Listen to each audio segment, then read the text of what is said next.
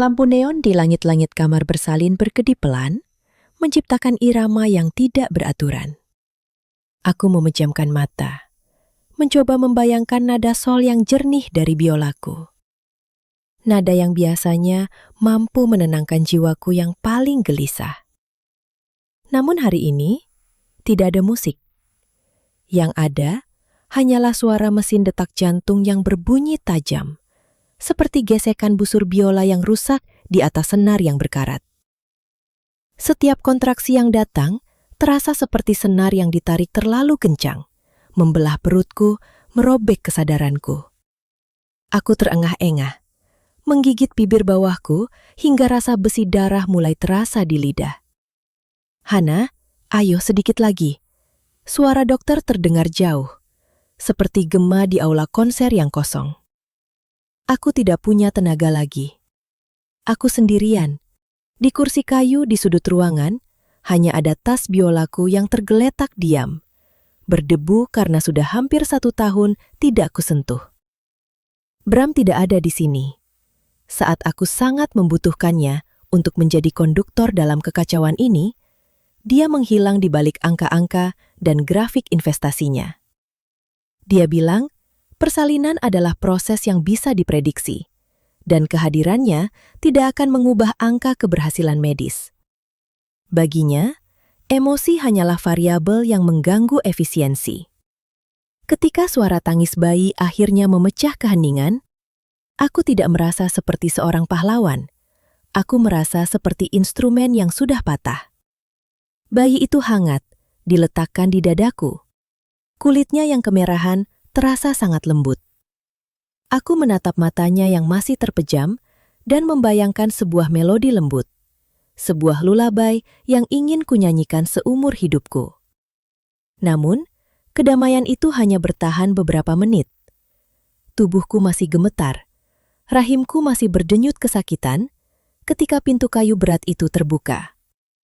Bram melangkah masuk dengan langkah kaki yang tegas. Sepatu pantofelnya mengeluarkan bunyi klik-klik yang dingin di atas lantai keramik. Dia tidak membawa bunga. Dia tidak membawa senyum.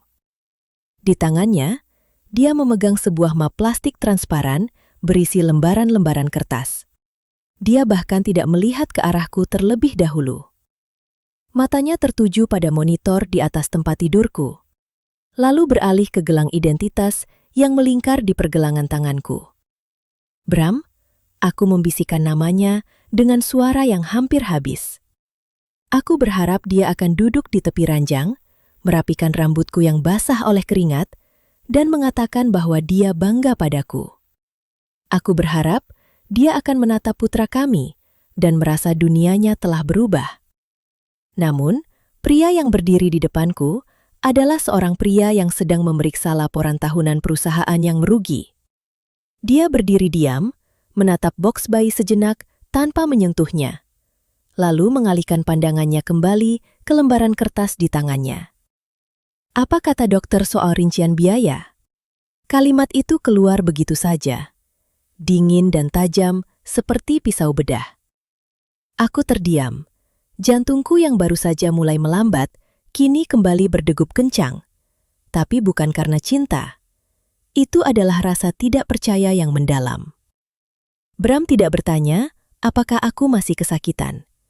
Dia tidak bertanya, apakah putra kami sehat? Fokusnya hanya satu, harga dari sebuah prosedur medis. Aku melihat tagihan sementara di depan. "Hana," lanjutnya tanpa melihat wajahku yang pucat. "Kenapa kamu setuju untuk menggunakan anestesi epidural? Itu biayanya naik 30% dari estimasi awal. Dan biaya kunjungan dokter spesialis anak ini, kenapa harus dilakukan 3 kali dalam 1 hari? Ini tidak efisien. Seharusnya kita bisa menekan biaya jika kamu lebih kooperatif dengan perawat sejak awal." Dia bicara seolah-olah aku baru saja membuat kesalahan investasi yang fatal di kantornya. Air mata jatuh di pipiku, terasa panas dan menyakitkan. Aku menatap tas biolaku di sudut ruangan, merindukan masa-masa ketika hidupku hanya tentang nada dan harmoni. Saat itu, aku tidak pernah menyangka bahwa suaraku, tubuhku, dan bahkan nyawaku akan diukur dengan nilai mata uang oleh pria yang kusebut suami. Bram berjalan ke arah meja, mengambil pulpen dari sakunya, dan mulai memberi tanda silang pada beberapa item di kertas tagihan itu. Kamu tahu kan, arus kas kita sedang ketat, karena aku baru saja memasukkan modal ke proyek properti di Jakarta Timur. Dia bergumam, masih sibuk dengan kertasnya. Setiap rupiah yang keluar harus memberikan hasil yang sepadan. Melahirkan di rumah sakit swasta ini sudah merupakan kemewahan. Seharusnya kamu tidak menambah beban dengan permintaan-permintaan medis yang tidak perlu. Aku tidak butuh drama, Hana. Aku butuh angka yang masuk akal. Suaranya yang monoton terasa seperti dentuman drum yang memekakan telinga. Bayi di sampingku mulai menggeliat, seolah bisa merasakan kedinginan yang terpancar dari ayahnya sendiri. Aku memeluk bayiku lebih erat, mencoba melindunginya dari aura kalkulatif yang memenuhi ruangan ini. Dalam diam, aku menyadari sebuah kebenaran yang mengerikan. Hati Bram telah mati, digantikan oleh kalkulator yang tidak mengenal belas kasihan. Hati yang dulu kupikir bisa memberikan melodi indah bagi hidupku, ternyata hanyalah sebuah mesin yang hanya menghitung untung dan rugi. Dan hari ini, aku menyadari bahwa di mata Bram, aku hanyalah sebuah kerugian yang harus dia tanggung. Matahari pagi menembus celah gorden rumah sakit yang berwarna krem pucat, membawa cahaya yang terasa terlalu silau bagi mataku yang lelah. Tubuhku terasa sangat berat, seolah setiap inci ototku telah kehilangan daya pegasnya. Bekas suntikan epidural di punggungku masih berdenyut, mengirimkan gelombang rasa sakit yang tajam setiap kali aku mencoba menggeser posisi duduk. Aku menatap bayi mungil yang tertidur lelap di boks bayi di sampingku. Dia begitu tenang, berbanding terbalik dengan badai yang berkecamuk di dalam dadaku. Aku mengulurkan tangan, menyentuh pipinya yang lembut, dan mencoba mencari kekuatan di sana. Namun, ketenangan itu seketika pecah ketika pintu kamar terbuka dengan suara gesekan yang kasar. Bram melangkah masuk tanpa suara salam. Dia membawa tas laptop di satu bahu dan tumpukan formulir di tangan lainnya. Penampilannya sangat rapi. Kemeja putihnya licin tanpa kerutan. Sangat kontras dengan diriku yang berantakan dan pucat. Dia langsung menuju meja kecil di sudut ruangan, meletakkan dokumen-dokumen itu dengan suara debuman pelan yang membuat bayi kami tersentak dalam tidurnya. Bram tidak mendekat ke arahku. Dia tidak bertanya apakah aku bisa tidur semalam, atau apakah rasa pusing akibat kehilangan darah sudah berkurang. Dia hanya melirik jam tangannya dengan gerakan mekanis yang sudah sangat kukenal. Hana, aku sudah bicara dengan bagian administrasi dan asuransi pagi ini, katanya tanpa menoleh. Suaranya terdengar seperti seorang presenter yang sedang membacakan laporan bursa efek di televisi pagi. Biaya sewa kamar ini dihitung per 24 jam. Jika kita keluar sebelum jam 2 siang hari ini, kita tidak perlu membayar untuk 1 hari tambahan. Aku sudah menyiapkan semua dokumen pemulangan. Kamu harus segera bersiap-siap. Kita tidak punya alasan logis untuk tetap tinggal di sini dan membakar uang tanpa imbalan hasil yang jelas. Aku menelan ludah. Tenggorokanku terasa kering dan sakit. Tapi Bram, dokter bilang aku butuh observasi setidaknya 1 hari lagi. Tekanan darahku masih rendah dan bayinya, dia perlu diperiksa lebih lanjut karena sempat kekurangan oksigen saat lahir. Aku mencoba menjelaskan dengan suara yang gemetar, berharap ada sedikit empati yang tersisa di balik kacamata berbingkai perak yang dia kenakan. Bram menghentikan aktivitasnya sejenak dan menatapku dengan tatapan yang sangat datar. Hana, gunakan logikamu, bukan perasaanmu yang sedang tidak stabil. Rumah sakit ini adalah bisnis. Mereka akan selalu mengatakan bahwa kamu butuh observasi lebih lama agar tagihan mereka terus membengkak. Itu adalah teknik pemasaran dasar. Di rumah, kamu bisa beristirahat di tempat tidurmu sendiri. Biaya perawat pribadi atau bahkan asisten rumah tangga tambahan untuk membantumu jauh lebih murah daripada tarif harian kamar VIP ini. Secara kalkulasi investasi, tetap tinggal di sini adalah kerugian bersih. Setiap kata yang dia ucapkan terasa seperti palu yang menghantam senar biola yang sudah rapuh. Aku teringat saat-saat aku berdiri di atas panggung, menyesuaikan nada biola agar mencapai harmoni yang sempurna. Musik mengajarkanku tentang rasa, tentang getaran jiwa yang melampaui logika matematis. Namun, di depan pria ini, seluruh hidupku telah direduksi menjadi kolom debit dan kredit. Aku bukan lagi istrinya. Aku adalah liabilitas yang harus dikelola agar tidak merusak laporan arus kas keluarganya. Bram mulai memasukkan beberapa barang pribadiku ke dalam tas dengan gerakan yang sangat efisien, hampir seperti robot. Dia melempar bungkusan pembalut nifas ke dalam tas tanpa perasaan. Aku menatap punggungnya, merasa asing dengan pria yang sudah berbagi tempat tidur denganku selama bertahun-tahun. Apakah dia pernah benar-benar mencintaiku? Ataukah aku hanya sebuah pilihan strategis dalam rencana hidupnya yang terstruktur rapi?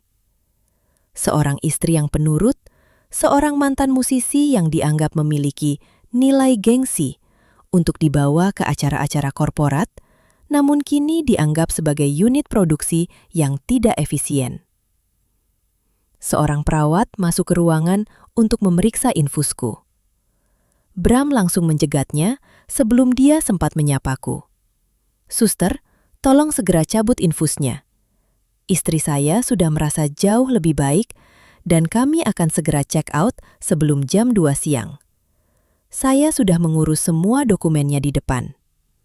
Perawat itu tampak bingung dan menatapku dengan ragu. "Tapi Bapak, kondisi Ibu Hana masih sangat lemah. Dokter belum memberikan instruksi pemulangan resmi." "Itu tidak perlu," potong Bram dengan nada yang sangat otoriter. Nada yang biasanya dia gunakan untuk menekan klien yang sedang ragu. "Saya yang bertanggung jawab penuh atas biaya dan keputusan medis keluarga saya. Jika terjadi sesuatu, itu adalah risiko yang sudah saya perhitungkan. Tolong jangan buang-buang waktu saya dengan prosedur birokrasi yang tidak produktif." Perawat itu terdiam, lalu menatapku dengan tatapan penuh simpati, yang justru membuatku merasa semakin kecil dan tidak berdaya. Aku melihat perawat itu mulai mencabut selang infus dari lenganku. Ketika jarum itu keluar, setetes darah merembes di kulitku yang pucat. Bram bahkan tidak menoleh untuk melihat darah itu. Dia sibuk menelpon seseorang melalui earphone-nya, mendiskusikan harga saham properti dengan nada bicara yang sangat bersemangat. Aku menahan rasa perih di lenganku, tapi rasa perih di hatiku jauh lebih tak tertahankan. Bayi dalam boks itu mulai menangis kencang, seolah dia juga bisa merasakan kedinginan yang dibawa ayahnya ke dalam ruangan ini. Aku mencoba berdiri, namun kakiku terasa seperti jeli. Kepalaku berputar hebat, dan aku harus berpegangan pada pinggiran ranjang agar tidak jatuh. Bram melirikku sekilas sambil tetap bicara di telepon. "Hana, jangan manja. Paksa dirimu sedikit. Semakin cepat kita keluar dari sini, semakin cepat kita bisa kembali ke rutinitas yang efisien. Kamu harus belajar bahwa hidup ini bukan tentang panggung teater atau konser musik yang penuh drama. Hidup ini tentang keberlangsungan finansial."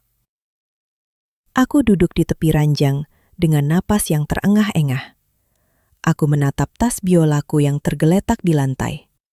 Terasa sangat jauh dan tak terjangkau.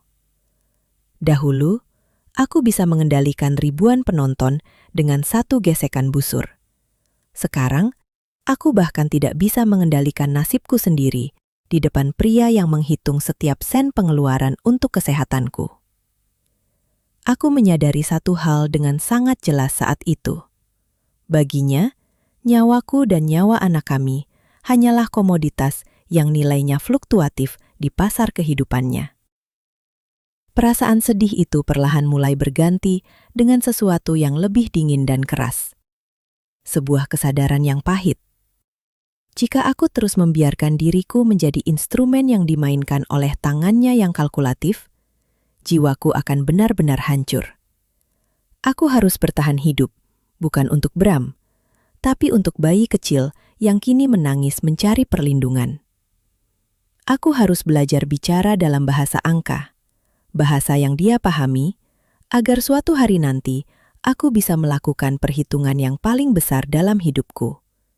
Perhitungan untuk mendapatkan kembali kemerdekaanku. Bram menutup teleponnya dan melemparkan jaketku ke arahku. "Ayo, mobil sudah di depan. Aku tidak mau membayar biaya parkir tambahan jika kita terlambat 10 menit saja."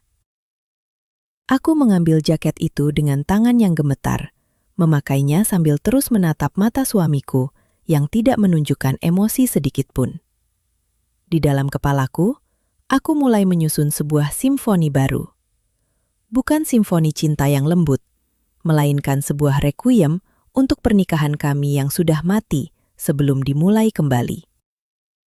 Perjalanan pulang di dalam mobil terasa seperti perjalanan menuju penjara bawah tanah.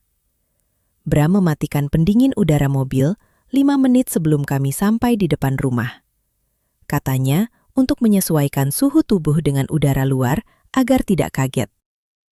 Namun aku tahu, itu hanya cara kecilnya untuk menghemat bahan bakar.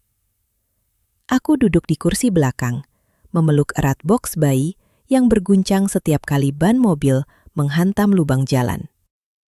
Setiap guncangan itu terasa seperti belati yang menusuk bekas jahitan di tubuhku. Aku menggigit bibir, menahan erangan sakit, sementara Bram di depan terus bersiul pelan mengikuti irama berita ekonomi di radio. Rumah kami menyambut dengan keheningan yang menyesakkan. Begitu pintu depan dibuka, aroma debu dan udara pengap langsung menyerbu. Bram tidak membantuku berjalan. Dia sibuk membawa tas laptopnya dan langsung menuju ruang kerja, meninggalkan aku yang berdiri gemetar di ruang tamu dengan bayi dalam dekapan. Aku melihat sekeliling. Tidak ada bunga, tidak ada balon penyambutan, bahkan tidak ada segelas air hangat yang disiapkan. Hanya ada sebuah buku catatan kecil di atas meja makan. Buku yang aku tahu berisi catatan pengeluaran harian yang harus aku isi dengan teliti.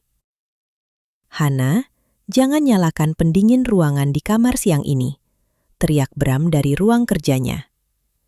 Jendela sudah dibuka, angin sepoi-sepoi sudah cukup. Kita harus menekan tagihan listrik bulan ini karena biaya rumah sakit kemarin sudah jauh melampaui anggaran darurat kita. Aku hanya bisa menghela napas panjang. Air mata yang ingin jatuh, kupaksa masuk kembali. Aku berjalan perlahan menuju kamar. Setiap langkah terasa seperti beban berat yang menyeret jiwaku ke lantai. Bel pintu berbunyi tidak lama kemudian.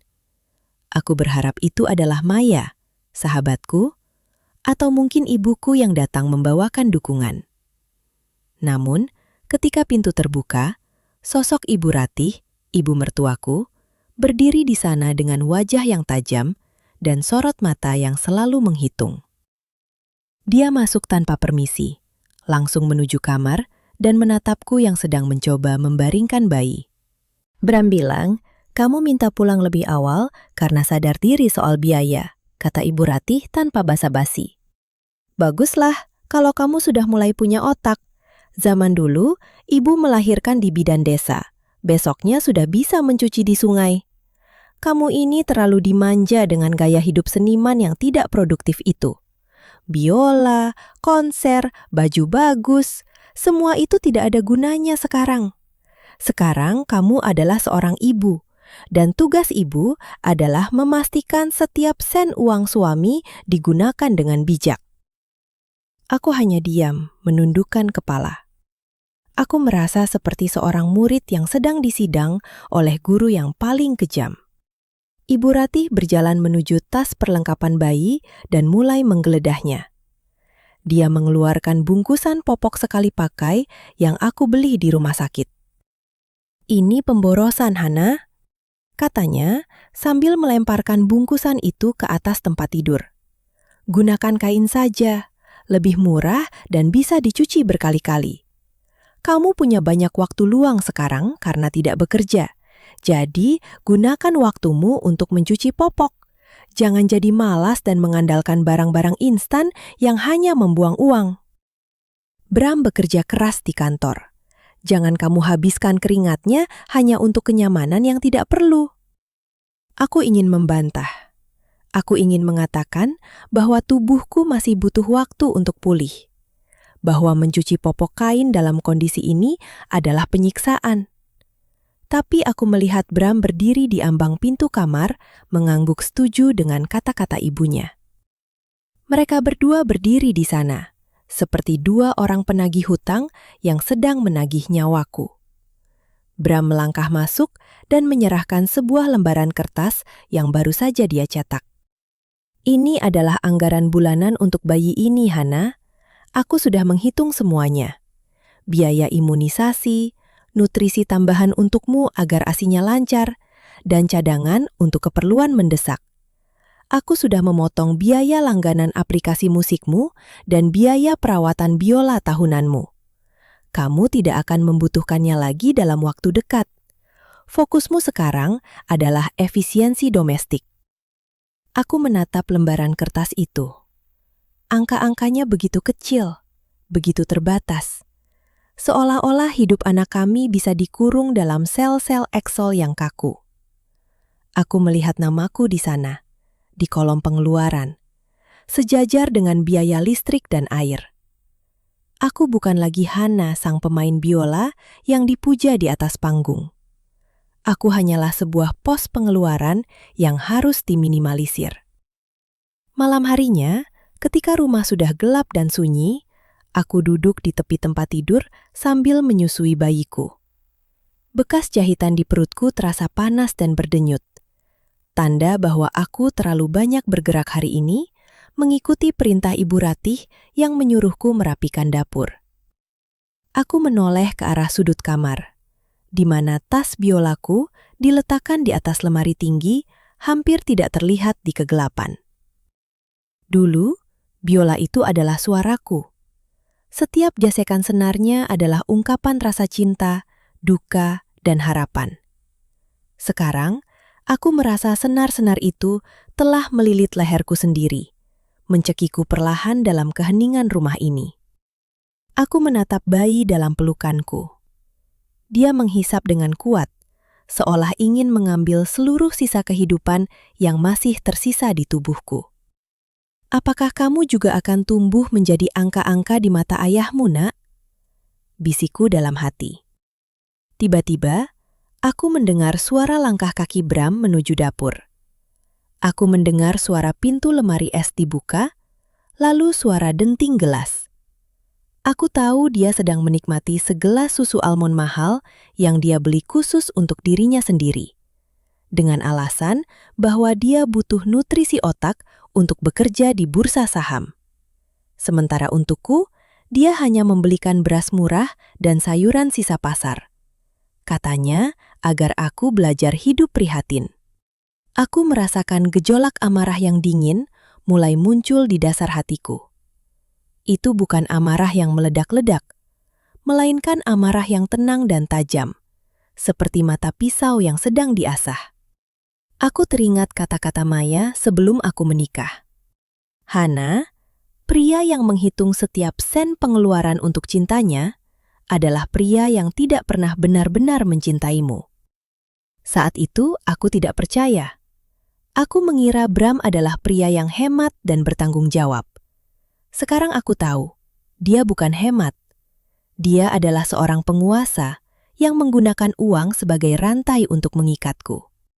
Aku menaruh bayiku kembali ke boksnya dengan sangat hati-hati. Aku berdiri dan berjalan menuju lemari, menurunkan tas biolaku dengan tangan yang gemetar. Aku membukanya perlahan.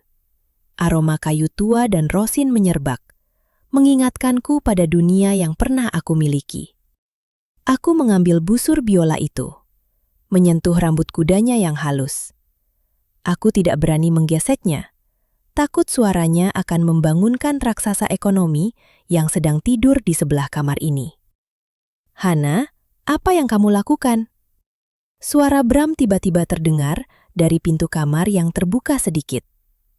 Dia menatapku dengan tatapan tidak senang, memegang segelas susu di tangannya. "Kenapa kamu menyentuh benda itu? Kamu seharusnya tidur agar besok pagi bisa bangun cepat dan menyiapkan sarapan untuk ibu dan aku. Mengelap biola tidak akan menghasilkan uang. Simpan benda itu, atau lebih baik kita jual saja di situs barang bekas. Aku yakin harganya masih cukup untuk menutupi biaya popok selama 6 bulan ke depan." Aku mematung. Kata-kata "jual saja" itu terasa seperti vonis mati. Biola ini adalah peninggalan ayahku. Ini adalah satu-satunya bagian dari diriku yang masih tersisa. Aku menatap Bram, menatap matanya yang kosong dari segala jenis empati artistik. Aku melihat seorang pria yang hanya melihat kayu dan senar sebagai potensi likuiditas. "Besok aku akan panggil orang untuk menaksir harganya," lanjut Bram sambil berbalik pergi. "Jangan keras kepala, Hana. Ini demi kepentingan bersama.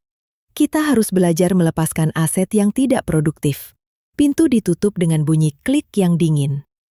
Aku berdiri di kegelapan, mendekap biolaku erat-erat. Air mata yang sejak tadi kutahan akhirnya jatuh, membasahi permukaan kayu biola yang halus. Disinilah, di kamar yang pengap ini, aku menyadari bahwa aku sedang berada di tengah-tengah peperangan. Ini bukan lagi soal uang atau biaya rumah sakit. Ini adalah soal hak untuk bernapas, hak untuk memiliki identitas, dan hak untuk tetap menjadi manusia. Aku menyadari bahwa setiap ketaatan yang aku berikan hanya akan membuat Bram semakin berani untuk memuras habis setiap inci martabatku. Dia ingin aku menjadi sunyi, sepertinya biola yang tidak boleh bersuara. Tapi dia lupa satu hal. Biola yang ditarik terlalu kencang, senarnya memang akan putus.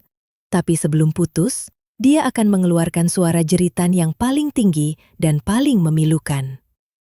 Aku memasukkan kembali biola itu ke dalam tasnya. Namun kali ini aku tidak menguncinya dengan rasa sedih. Aku menguncinya dengan sebuah janji. Jika Bram ingin menghitung setiap sen dalam hidupku, maka aku juga akan mulai menghitung setiap kerugian yang dia berikan padaku. Aku akan mencatat setiap penghinaan, setiap pengabaian, dan setiap tetes air mata yang jatuh karena kekikirannya. Aku akan menyiapkan sebuah laporan keuangan yang paling akurat, sebuah neraca saldo yang akan aku tagihkan padanya saat waktunya tiba. Malam itu, Hana sang pemain biola tidak tidur karena lelah. Dia tidak tidur karena dia sedang menyusun sebuah rencana. Dia mulai menyadari bahwa untuk mengalahkan seorang ahli angka, dia harus menjadi lebih dingin daripada angka-angka itu sendiri. Dia harus belajar menari di atas tuts kalkulator, hingga akhirnya dia bisa menemukan angka 0 yang akan menghancurkan seluruh kekaisaran finansial suaminya. Minggu-minggu pertama setelah kepulanganku dari rumah sakit adalah neraka yang sunyi dan penuh perhitungan. Setiap pagi, sebelum matahari benar-benar terbit, aku sudah harus berada di dapur, menyiapkan sarapan yang menurut Ibu Ratih harus berstandar tinggi namun berbiaya rendah. Aku berdiri di depan kompor dengan kaki yang masih gemetar, menahan rasa nyeri di perut yang sesekali menusuk tajam. Bram duduk di meja makan, bukan dengan koran atau kopi yang hangat, melainkan dengan laptop dan buku catatan pengeluaran harianku. Dia memeriksa setiap baris angka yang aku tulis, seperti seorang jaksa yang sedang mencari celah kejahatan. "Hana, kenapa kemarin ada pengeluaran untuk air mineral botolan di jalan?" tanya Bram tanpa mengangkat wajah dari layar laptopnya. Suaranya datar, namun mengandung tekanan yang membuatku merasa seperti pencuri. "Aku kan sudah bilang, bawa air minum dari rumah. 5.000 rupiah, mungkin terdengar kecil bagimu. Tapi jika dilakukan setiap hari, dalam setahun itu adalah kerugian investasi yang signifikan. Kamu harus belajar bahwa kekayaan dibangun dari penghematan hal-hal sepele, bukan dari kemanjaan sesaat. Aku menarik napas panjang, mencoba menenangkan debar jantungku. Aku sedang menggendong bayi kita, Bram. Kemarin cuaca sangat panas, dan aku merasa hampir pingsan karena dehidrasi. Aku tidak sempat menyiapkan botol minum, karena harus segera mengantar Ibu Ratih ke pasar. Suaraku terdengar serat, hampir tenggelam oleh suara bising penggorengan di depanku. Alasan, gumam Bram, sambil mencoret baris di buku catatan itu dengan tinta merah. Kamu selalu punya alasan untuk inefisiensi. Ibu benar, kamu ini tipe orang yang hanya tahu cara menghabiskan uang, bukan cara menjaganya. Hari ini, aku sudah membuat janji dengan seorang kolektor instrumen musik. Dia akan datang jam 10 pagi untuk melihat biola peninggalan ayahmu. Aku harap kamu sudah membersihkannya. Aku sudah melakukan riset pasar. Biola itu bisa laku puluhan ribu dolar jika kondisinya prima. Itu akan menutupi semua biaya persalinanmu, dan sisanya bisa aku masukkan ke dalam instrumen saham yang lebih produktif. Rasanya seperti ada tangan raksasa yang meremas jantungku. Biola itu adalah satu-satunya kenangan fisik yang tersisa dari ayahku. Bagiku, itu bukan sekadar kayu dan senar. Itu adalah napas. Itu adalah jati diri. Itu adalah cinta yang tidak pernah menghitung untung rugi. Menjualnya terasa seperti menjual sebagian dari jiwaku sendiri. Tapi, aku hanya bisa terdiam, mematung di depan kompor, sementara air mata jatuh tanpa suara ke dalam wajan yang panas. Pukul 10 tepat, seorang pria parubaya dengan pakaian formal datang ke rumah. Bram menyambutnya dengan keramahan yang luar biasa. Keramahan palsu yang hanya dia tunjukkan ketika sedang mencium aroma uang. Mereka berdua masuk ke kamar, dan aku dipaksa untuk mengeluarkan biola itu dari tasnya. Tanganku gemetar saat memegang busurnya untuk terakhir kali. Pria itu, sang penaksir, menyentuh permukaan kayu biola dengan sangat hati-hati, seolah dia tahu bahwa benda ini memiliki nyawa. Ini adalah karya seni yang luar biasa, gumam pria itu dengan nada kagum. Perawatannya sangat baik. Suaranya pasti sangat jernih dan dalam. Nilainya bisa sangat tinggi di pelelangan. Bram tersenyum lebar. Matanya berkilat penuh kemenangan. Langsung saja ke intinya, Pak.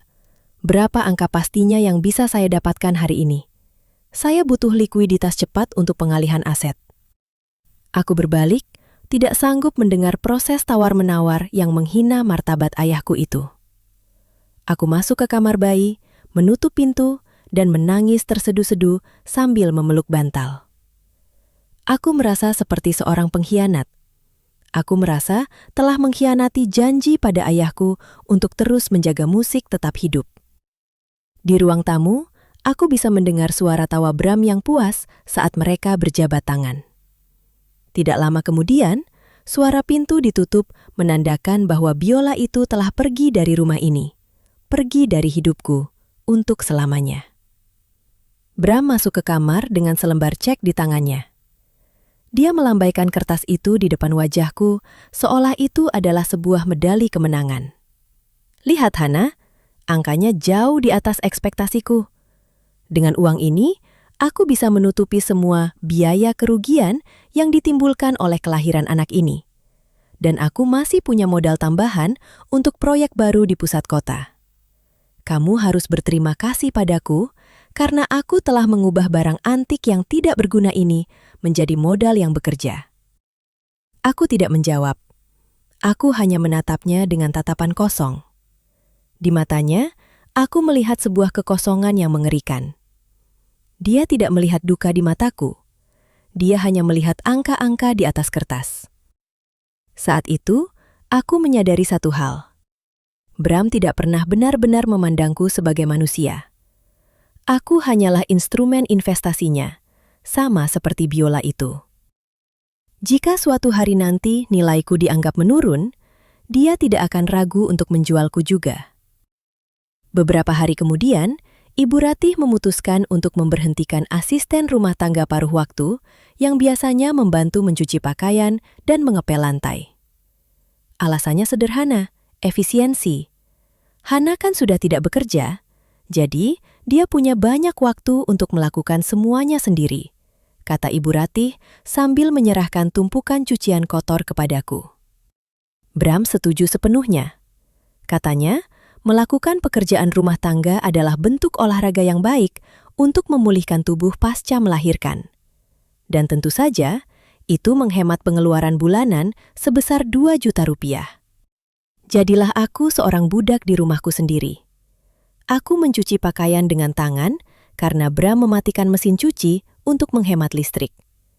Aku mengepel lantai setiap pagi dan sore, menyapu debu yang seolah tidak pernah habis, sambil sesekali harus berlari ke kamar bayi karena suara tangisan yang memanggil. Jahitan di perutku seringkali terasa gatal dan panas, tapi aku tidak berani mengeluh.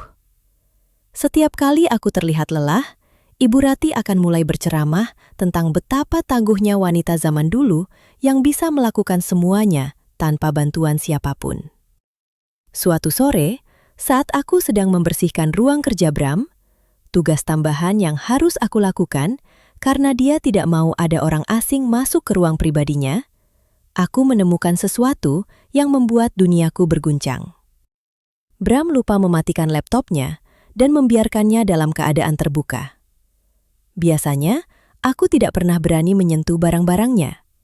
Tapi, sebuah notifikasi email yang muncul di layar menarik perhatianku. Subjek email itu adalah konfirmasi pembelian unit apartemen Rosewood atas nama Bram dan Siska. Jantungku berdegup kencang hingga terasa sakit. Rosewood adalah kompleks apartemen mewah di kawasan paling mahal di Jakarta. Siapa Siska? Dan dari mana dia mendapatkan uang untuk membeli apartemen mewah itu, sementara dia terus berteriak tentang biaya Rp5.000 untuk air minumku? Aku mulai memberanikan diri untuk mengklik dokumen yang terlampir. Itu adalah laporan keuangan pribadinya yang sangat rahasia. Mataku terbelalak melihat angka-angka di sana. Bram memiliki saldo bank yang sangat besar, jauh melampaui apa yang pernah dia ceritakan padaku. Ada catatan aset kripto, emas batangan, dan beberapa properti lain yang semuanya tidak terdaftar atas nama pernikahan kami. Selama ini, dia memiskinkan aku dan anak kami secara sistematis, sementara dia sendiri membangun kekaisaran finansial di balik punggungku. Dan yang paling menyakitkan, ada tagihan bulanan rutin untuk sebuah apartemen lain.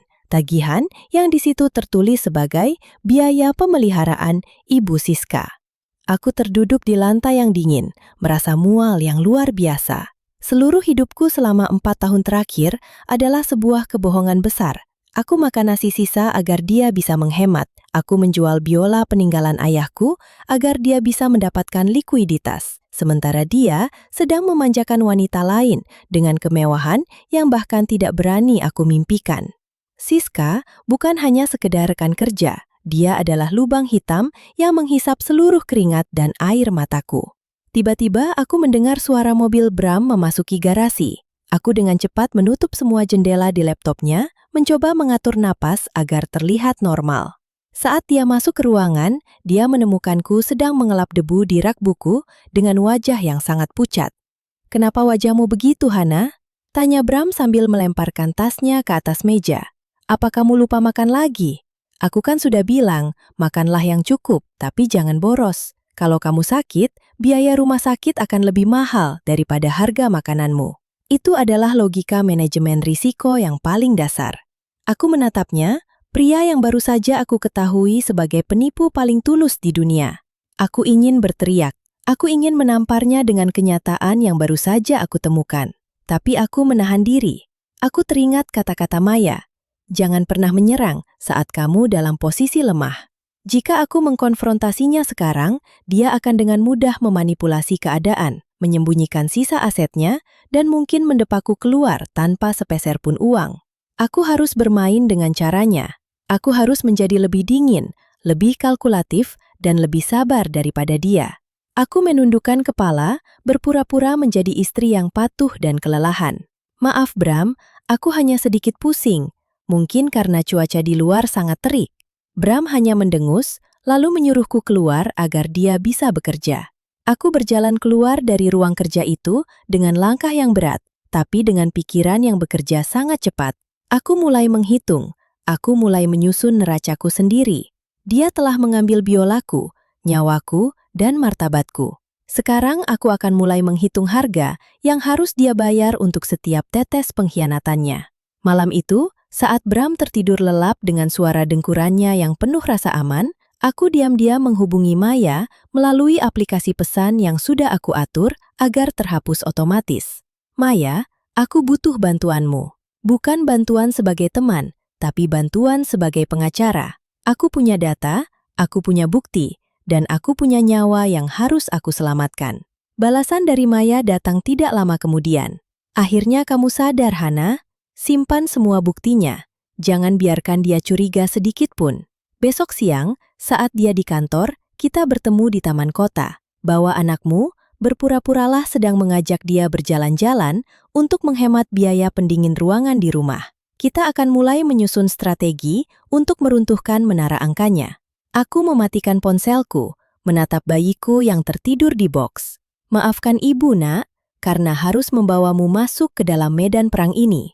Tapi ibu berjanji, ibu tidak akan membiarkanmu tumbuh dalam bayang-bayang pria yang menghitung cintamu dengan kalkulator. Ibu akan memberikanmu dunia yang penuh dengan musik, bukan dunia yang hanya berisi angka-angka kosong. Kegelapan malam itu terasa sangat berbeda bagiku. Bukan lagi kegelapan yang menakutkan, melainkan kegelapan yang memberiku ruang untuk merencanakan pembalasan. Aku menyadari bahwa Hana sang pemain biola mungkin sudah mati, tapi dari abu kematiannya lahir seorang Hana yang baru. Hana yang akan memetik setiap senar kehidupan Bram hingga putus, satu persatu, sampai tidak ada lagi nada yang tersisa selain kesunyian yang paling pahit. Taman kota siang itu terasa sangat terik, namun udara panasnya masih jauh lebih baik daripada dinginnya dinding rumah kami yang dipenuhi rasa curiga. Aku duduk di bangku kayu yang catnya sudah mengelupas, menggoyangkan kereta bayi dengan gerakan yang terlihat santai. Padahal jantungku berdegup kencang, seperti sedang memainkan teknik staccato yang paling sulit. Aku mengenakan topi lebar untuk menutupi wajahku yang pucat. Di depanku, Maya duduk dengan kacamata hitam besar, berpura-pura sedang membaca majalah fashion. Namun aku tahu dia sedang mengamati sekeliling untuk memastikan tidak ada orang suruhan Bram yang mengikuti. Hana, dengarkan aku baik-baik, bisik Maya tanpa menoleh ke arahku. Suaranya tajam dan profesional, suara yang dulu sering memberiku nasihat hukum saat aku masih aktif di orkestra. Pria seperti Bram bukan hanya pelit. Dia adalah seorang narsisistik yang terobosi dengan kontrol. Baginya, kamu dan anakmu adalah properti. Properti yang dia anggap sebagai beban biaya. Data yang kamu temukan di laptopnya itu baru permulaan. Aku yakin dia punya akun bank luar negeri atau aset kripto yang jauh lebih besar. Kamu butuh kunci digitalnya. Aku menelan ludah. Tanganku gemetar memegang pegangan kereta bayi. Bagaimana caranya, Maya? Dia sangat teliti.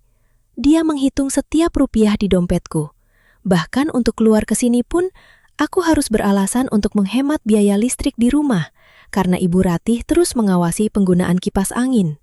Gunakan kelemahannya, Hana, jawab Maya sambil membalik halaman majalahnya. Kelemahannya adalah rasa percaya dirinya yang berlebihan.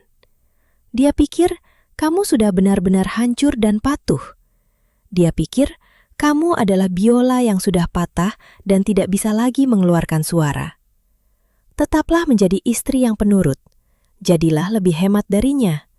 Tunjukkan bahwa kamu mendukung efisiensi versinya. Saat dia merasa benar-benar berkuasa, dia akan menjadi ceroboh. Aku butuh kamu menyalin data dari ponselnya saat dia mandi atau tidur. Aku butuh bukti transfer untuk Ibu Siska itu. Aku mengangguk perlahan. Rasa mual kembali muncul saat mendengar nama wanita itu. Di sisi lain taman, Aku melihat seorang pengamen jalanan sedang memainkan biola dengan nada yang sumbang. Hati perih melihatnya. Dahulu, tanganku adalah aset yang sangat berharga. Sekarang, tanganku hanya penuh dengan luka kecil akibat deterjen murah yang dipaksa Ibu Ratih untuk kugunakan saat mencuci baju secara manual. Aku kembali ke rumah tepat sebelum pukul 4 sore. Ibu Ratih sudah berdiri di depan pintu, melipat tangan di dada dengan wajah yang masam. "Dari mana saja kamu? Sepatumu itu bisa tipis kalau kamu terlalu banyak berjalan tidak jelas. Kamu tahu berapa harga sol sepatu sekarang? Jangan berpikir karena itu sepatu lama, kamu bisa seenaknya memakainya. Dan lihat bayinya, dia berkeringat. Kenapa tidak kamu bungkus dengan kain yang lebih tipis agar tidak perlu mandi terlalu sering? Sabun bayi itu mahal, Hana." Aku menundukkan kepala, mempraktekkan peran istri yang hancur dengan sempurna. "Maaf Ibu, tadi aku hanya mencari tempat yang rindang, agar bayinya bisa menghirup udara segar, tanpa kita perlu menyalakan kipas angin di dalam kamar. Aku mencoba menghemat biaya listrik seperti yang disarankan Bram." Mendengar kata menghemat, raut wajah Ibu Ratih sedikit melunak, namun tetap tidak ramah. "Baguslah kalau kamu sudah sadar diri. Masuklah, masaklah sayur bayam saja untuk makan malam. Jangan pakai minyak goreng, rebus saja semuanya." Bram bilang, harga minyak goreng sedang tidak stabil di pasar komoditas. Jadi, kita harus berhenti mengonsumsinya sampai harganya turun lagi. Kesehatan itu penting, tapi efisiensi keuangan jauh lebih penting. Malam itu, Bram pulang dengan suasana hati yang buruk. Dia menghempaskan tasnya ke sofa dan mulai mengeluh tentang kerugian 0,5% yang dialami portofolio investasinya hari ini. Baginya, 0,5% adalah sebuah tragedi nasional. Dia duduk di meja makan, menatap sayur bayam rebus yang aku sajikan dengan tatapan menghina. "Hana, kenapa garamnya terasa terlalu banyak?" tanyanya dingin. "Garam juga beli pakai uang. Kamu harus mengukur penggunaan bumbu dapur dengan timbangan digital jika perlu. 1 gram garam yang terbuang setiap hari bisa berarti 1 unit saham yang hilang dalam setahun. Jangan pernah meremehkan angka kecil." Aku hanya mengangguk pelan, menyuapkan nasi tanpa rasa itu ke mulutku. Di dalam hatiku, aku sedang menghitung hal yang berbeda. Aku menghitung berapa juta rupiah yang dia habiskan untuk membelikan tas mewah untuk Siska. Sementara dia meributkan sebutir garam di meja makannya sendiri. Ketidakkonsistenan ini adalah senjata utamaku. Ketika Bram pergi mandi, aku melihat ponselnya tergeletak di atas nakas. Jantungku berpacu sangat cepat. Aku tahu ini adalah risiko yang sangat besar. Jika dia memergokiku, aku tidak tahu apa yang akan dia lakukan. Aku berjalan mendekat. Setiap langkahku terasa seperti berjalan di atas paku panas. Aku mengambil ponsel itu dengan tangan gemetar. Beruntung, dia masih menggunakan tanggal lahir ayahnya sebagai kode pengunci. Informasi yang pernah dia ceritakan padaku dengan bangga sebagai bentuk penghormatan pada silsilah keuangan. Aku membuka aplikasi pesan singkatnya. Mataku langsung tertuju pada nama Siska. Aku menahan napas saat membaca pesan-pesan mereka. "Sayang, apartemen Rosewood-nya bagus sekali. Terima kasih ya. Kapan kita ke sana lagi? Aku bosan di kantor terus." Balasan Bram membuatku hampir muntah. "Sabar ya sayang. Aku sedang menekan biaya operasional di rumah agar kita bisa punya tabungan lebih untuk liburan kita ke Paris bulan depan." Istriku tidak curiga. Dia terlalu bodoh dan terlalu sibuk mencuci popok untuk mengerti urusan orang dewasa. Air mata amarah mengalir di pipiku. Namun aku segera menghapusnya dengan kasar. Aku tidak boleh menangis sekarang. Aku harus merekam ini. Aku mengambil ponselku sendiri yang kusembunyikan di dalam saku daster, lalu memotret layar ponsel Bram dengan gerakan cepat. Aku juga masuk ke aplikasi perbankannya, memotret riwayat transaksi besar ke rekening yang tidak kukenal. Setiap jepretan kamera ponselku terasa seperti satu nada dalam sebuah simfoni pembalasan yang sedang kususun. Tiba-tiba, suara air di kamar mandi berhenti. Aku dengan cepat meletakkan kembali ponsel Bram ke posisi semula dan kembali duduk di tepi tempat tidur, berpura-pura sedang menyusui bayiku. Bram keluar dengan handuk melilit pinggangnya, menatapku dengan sorot mata penuh kemenangan yang sangat memuakan. "Hana, besok aku akan membawa pulang beberapa kaleng susu formula merek baru," katanya sambil menyisir rambut. "Harganya jauh lebih murah daripada merek yang biasa kamu minta.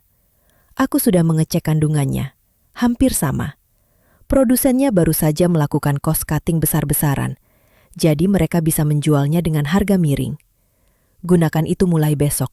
Jangan manja dengan merek-merek premium. Anak ini harus belajar prihatin sejak bayi agar mentalnya kuat menghadapi dunia ekonomi yang keras." Aku melihat kaleng susu itu keesokan harinya. Tanggal kedaluarsanya tinggal 2 minggu lagi. Itulah alasan harganya murah. Bram sengaja membeli barang yang hampir rusak demi menghemat beberapa puluh ribu rupiah, tanpa peduli bahwa ini bisa merusak pencernaan bayinya sendiri. Aku menatap kaleng itu dengan tangan mengepal. Ini sudah melampaui batas. Dia tidak hanya menghina martabatku. Dia mulai membahayakan nyawa anakku demi angka-angka di akun banknya. Aku segera menelepon Maya dari kamar mandi dengan suara yang ditekan sekecil mungkin. "Maya, dia mulai memberikan susu yang hampir kedaluarsa kepada bayinya. Aku tidak bisa tinggal diam lagi. Aku sudah punya bukti pengkhianatannya. Aku sudah punya foto-foto dari ponselnya. Kita harus bergerak sekarang." Maya menarik napas panjang di ujung telepon. "Tenang Hana, kita butuh satu hal lagi. Aku butuh kamu mencari sertifikat asli biola ayahmu yang dia jual. Jika dia menjualnya tanpa izin tertulis darimu, atau jika dia memanipulasi harganya di laporan pajak keluarga, kita bisa menjeratnya dengan penipuan aset. Cari di berangkas kecilnya di ruang kerja. Dia pasti menyimpan semua dokumen fisik aset di sana. Malam ini, saat dia pergi ke acara pertemuan klien, yang kemungkinan besar adalah kencannya dengan Siska, kamu harus masuk ke sana." Aku menutup telepon, melihat bayiku yang sedang tertidur lelap. Aku menyentuh dahinya yang mungil. "Ibu berjanji, Nak, kamu tidak akan pernah meminum setetes pun susu dari hasil kekikiran ayahmu yang kejam itu. Malam ini, ibu akan membuka pintu penjara ini, apapun risikonya." Sore itu, Bram bersiap-siap dengan sangat rapi. Dia mengenakan jas mahal dan parfum yang harumnya sangat menyengat. Parfum yang tidak pernah dia gunakan saat bersamaku. Ibu Ratih membantu merapikan dasinya dengan wajah bangga. "Anakku memang hebat, bekerja keras sampai malam demi keluarga. Hana, pastikan kamu tidak tidur sebelum Bram pulang. Kamu harus membukakan pintu dan menyiapkan air hangat. Jangan jadi istri yang tidak berguna." Aku hanya mengangguk patuh. Setelah mobil Bram keluar dari gerbang dan Ibu Ratih tertidur pulas di kamarnya, setelah dia mematikan semua lampu kecuali satu lampu kecil di lorong untuk penghematan, aku menyelinap menuju ruang kerja Bram. Jantungku berdegup kencang. Setiap bunyi derit lantai kayu terasa seperti suara alarm yang memekakan telinga. Aku berdiri di depan brankas kecil itu. Kodenya. Aku harus menebak kodenya. Aku mencoba tanggal lahirnya. Salah. Aku mencoba tanggal pernikahan kami. Salah. Aku mulai berkeringat dingin. Tiba-tiba, aku teringat sesuatu. Bram sangat mencintai angka-angka profit. Aku mencoba angka target dividen yang sering dia bicarakan setiap pagi. 1, 0, 2, 0, 3, 0. Klik. Pintu brankas terbuka pelan. Di dalamnya, tidak ada kenangan foto keluarga atau benda berharga yang emosional. Isinya hanyalah tumpukan sertifikat tanah, emas batangan, dan sebuah map biru tua. Aku membuka map itu. Di sana, aku menemukan surat penjualan biola ayahku. Mataku terbelalak saat melihat angka penjualannya. Ternyata, dia menjualnya 3 kali lipat lebih tinggi dari yang dia katakan padaku. Dia telah mencuri warisanku untuk modal investasinya sendiri. Dan yang lebih mengejutkan, ada sebuah surat wasiat yang sudah dia siapkan, yang menyatakan bahwa jika terjadi sesuatu padaku, seluruh asuransi jiwaku akan jatuh ke sebuah yayasan yang ternyata adalah perusahaan cangkang atas nama Siska. Aku merasa duniaku runtuh seketika. Dia bukan hanya menghitung biayaku, dia sedang menghitung nilai kematianku. Bram telah merencanakan semuanya dengan sangat teliti, memperlakukanku seperti unit yang sudah habis masa pakainya dan siap untuk dilikuidasi. Di tengah kegelapan ruang kerja itu, aku memeluk map biru itu erat-erat. Air mataku berhenti mengalir, digantikan oleh kedinginan yang luar biasa di dalam jiwa. Aku bukan lagi Hana yang malang. Aku adalah Hana yang akan menghancurkan setiap baris laporan keuangannya. Aku mengambil ponselku, memotret semua isi brankas itu, dan mengirimkannya ke email rahasia milik Maya. Saat aku sedang menutup kembali brankas itu, tiba-tiba lampu ruangan menyala terang.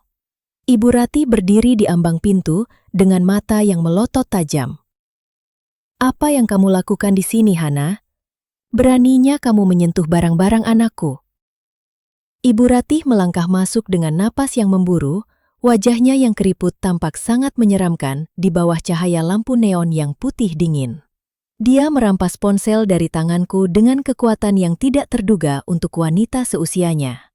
Aku terhuyung ke belakang, menabrak rak buku kayu yang keras, rasa sakit menjalar di punggungku. Namun rasa takut di hatiku jauh lebih besar. Ibu Ratih menatap layar ponselku, matanya membelalak melihat foto-foto sertifikat dan laporan perbankan yang baru saja kuambil. "Dasar wanita ular!" teriak Ibu Ratih, suaranya melengking memecah kesunyian malam. "Jadi ini alasan kamu so hemat akhir-akhir ini. Kamu sedang memata-matai suamimu sendiri. Kamu ingin mencuri harta anakku? Kamu pikir kamu siapa? Hah? Kamu itu hanya beban di rumah ini. Bram sudah berbaik hati memberimu makan dan tempat tinggal, tapi kamu malah membalasnya dengan pengkhianatan seperti ini." "Ibu, dengarkan aku." Suaraku bergetar hebat.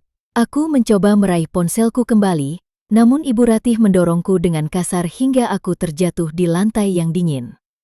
"Bram berbohong kepada kita semua. Dia memiliki aset tersembunyi, dia membeli apartemen untuk wanita lain. Dan dia menjual biola ayahku dengan harga yang jauh lebih tinggi. Dia membohongi ibu juga. Hanya untuk kepentingan efisiensi," sahut Ibu Ratih dengan nada yang tiba-tiba tenang namun sangat kejam. Dia berjalan mendekat, menundukkan wajahnya tepat di depan wajahku. "Kamu pikir ibu tidak tahu? Bram sudah menceritakan semuanya. Siska adalah wanita yang berguna bagi masa depan finansial Bram. Dia cerdas, dia punya koneksi, dan dia tidak merepotkan seperti kamu. Bram harus menjamin masa depannya sendiri. Dan soal biola itu hak Bram sebagai kepala keluarga untuk mengelola aset apapun yang ada di bawah atapnya. Kamu seharusnya bersyukur dia tidak membuangmu ke jalanan sejak dulu." Aku terpaku. Rasa mual yang sejak tadi kutahan kini benar-benar meluap. Jadi, ini bukan hanya tentang Bram. Ini adalah konspirasi antara ibu dan anak untuk menghancurkan hidupku secara sistematis. Mereka berdua telah merencanakan untuk memeras setiap tetes kegunaanku, lalu membuangku saat aku sudah tidak lagi memiliki nilai ekonomi. Aku merasa seperti seekor domba yang dikurung di tengah-tengah dua serigala yang sangat lapar. Tiba-tiba, suara pintu depan terbuka dengan suara yang sangat keras. Langkah kaki yang cepat dan berat terdengar menuju ruang kerja. Bram muncul di ambang pintu, masih mengenakan jas mahalnya, namun raut wajahnya tidak lagi tenang dan kalkulatif. Dia tampak sangat marah. Dia melihat Ibu Ratih memegang ponselku, lalu melihat aku yang bersimpuh di lantai. Tanpa mengucapkan sepatah kata pun, dia melangkah maju dan menjambak rambutku, memaksaku untuk berdiri dan menatap matanya yang berkilat penuh kebencian. Kamu sudah melewati batas, Hana, bisik Bram, suaranya rendah namun sangat mengancam. Aku sudah memberimu kesempatan untuk menjadi bagian dari rencana besarku. Aku mengajarimu cara berhemat, cara hidup efisien. Tapi kamu malah menggunakan waktumu untuk merusak sistem yang sudah kubangun dengan susah payah. Kamu tahu apa konsekuensi dari merusak kepercayaan investor dalam dunia bisnis? Kamu adalah aset yang rusak, Hana. Dan aset yang rusak harus segera dihapus dari neraca keuangan. Bram melepaskan cengkeramannya dengan kasar hingga aku kembali terhempas. Dia mengambil ponselku dari tangan ibunya dan membantingnya ke lantai hingga hancur berkeping-keping. Dia lalu menginjak ponsel itu dengan sepatu pantofelnya, menghancurkan bukti-bukti yang ada di dalamnya dengan gerakan yang sangat dingin.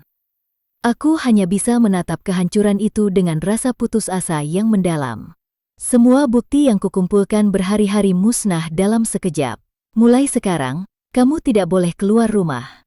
Perintah Bram sambil menunjuk wajahku. Kamu tidak boleh memegang ponsel. Kamu tidak boleh bicara dengan siapapun. Kamu hanya akan berada di kamar bayi, melakukan tugasmu sebagai mesin pemerah susu bagi anakku.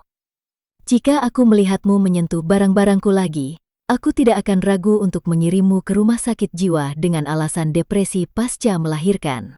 Aku punya dokter yang bisa kubayar untuk membuat laporan medis apapun yang aku inginkan. Kamu tahu kan, uang bisa membeli kebenaran. Bram menarikku keluar dari ruang kerja dengan kasar, menyeretku menuju kamar bayi yang kini terasa seperti sel penjara yang paling sempit.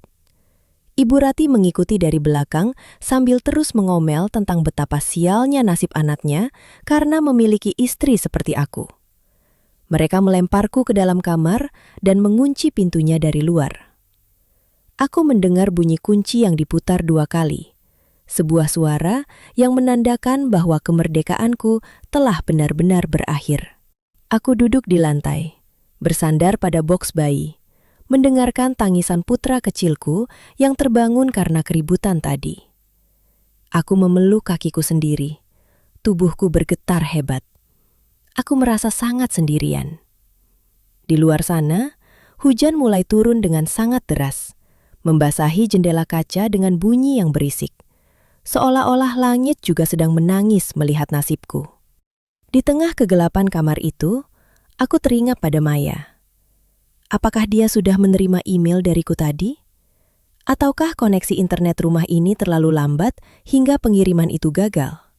Malam berlalu dengan sangat lambat. Aku tidak bisa tidur. Setiap bunyi di rumah itu membuatku waspada. Pagi harinya, pintu dibuka sedikit hanya untuk memberikan aku sepiring nasi putih dan segelas air. Tidak ada lauk, tidak ada sayur. Ini adalah bentuk hukuman dari Bram untuk menekan biaya operasional pribadiku hingga ke titik terendah. Ibu Ratih masuk sebentar untuk mengambil bayi kami, melarangku untuk menyentuhnya kecuali saat harus menyusui. Kamu tidak pantas memegang anak suci ini dengan tangan kotor seorang pengkhianat, kata Ibu Ratih sambil membawa bayiku keluar. Aku hanya bisa melihat dari celah pintu yang terbuka saat bayiku dibawa pergi. Rasa sakit di bekas jahitan operasiku mulai kembali. Kali ini, perasa lebih panas dan berdenyut hebat.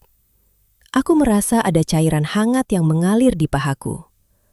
Aku melihat ke bawah. Daster putihku mulai ternoda oleh warna merah yang pekat. Aku mengalami perdarahan. "Bram! Ibu!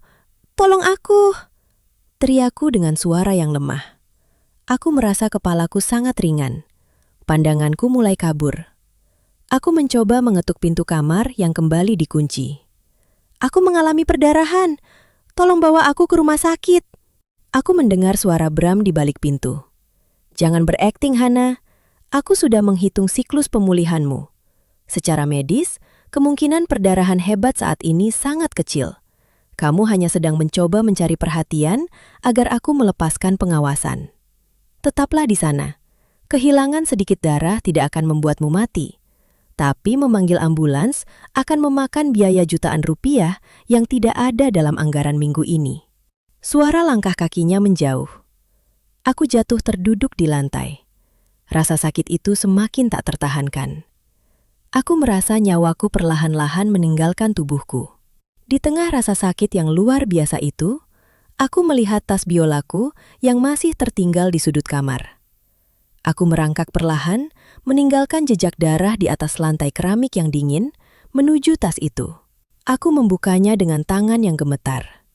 Di dalam sana, di balik lapisan beludru merah yang mewah, bukan biola yang kutemukan, karena benda itu sudah dijual.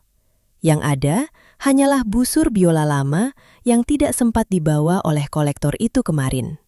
Busur itu terbuat dari kayu pernambuko yang kuat dan elastis. Aku menggenggam busur itu erat-erat, seolah itu adalah pedang yang akan melindungiku. Tiba-tiba, aku mendengar suara keributan di depan rumah. Suara mobil yang berhenti mendadak, lalu suara teriakan wanita yang sangat kukenal. "Maya! Itu suara Maya!" Dia berteriak menanyakan keberadaanku, mengancam akan memanggil polisi jika Bram tidak membuka pintu. Harapan kecil muncul di tengah kegelapan jiwaku. Aku mencoba berteriak sekuat tenaga, namun yang keluar hanyalah bisikan yang parau. Pintu depan didobrak dengan paksa. Aku mendengar suara gaduh di ruang tamu, suara barang pecah, dan teriakan marah Bram. Tidak lama kemudian, kunci kamarku diputar dengan kasar. Pintu terbuka lebar dan Maya berdiri di sana.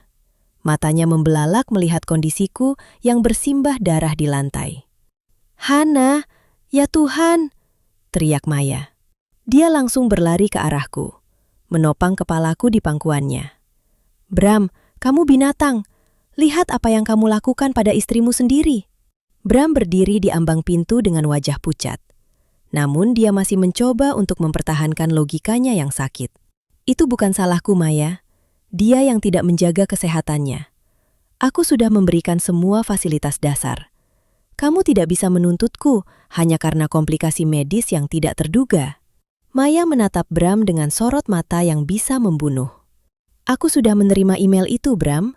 Semua bukti penggelapan asetmu, akun bank Siska, dan surat asuransi jiwa Hana. Polisi sudah dalam perjalanan, dan jika Hana sampai kehilangan nyawanya hari ini, aku pastikan kamu akan membusuk di penjara dengan pasal pembunuhan berencana." Aku merasa tubuhku diangkat oleh beberapa orang berseragam medis yang baru saja masuk. Saat aku dibawa keluar melewati ruang tamu, aku melihat Ibu Ratih sedang duduk di sofa sambil menangis ketakutan, sementara bayiku sedang didekap oleh seorang polwan. Aku melihat Bram diborgol di sudut ruangan. Wajahnya tidak lagi menunjukkan otoritas, hanya ada ketakutan yang pengecut. Di dalam ambulans, Maya terus memegang tanganku. "Bertahanlah Hana, semuanya sudah berakhir. Kamu sudah menang.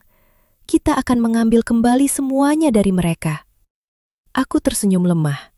Pandanganku semakin meredup saat pintu ambulans ditutup. Di telingaku, aku seolah mendengar sebuah melodi biola yang sangat indah. Sebuah nada yang murni dan bebas dari segala angka.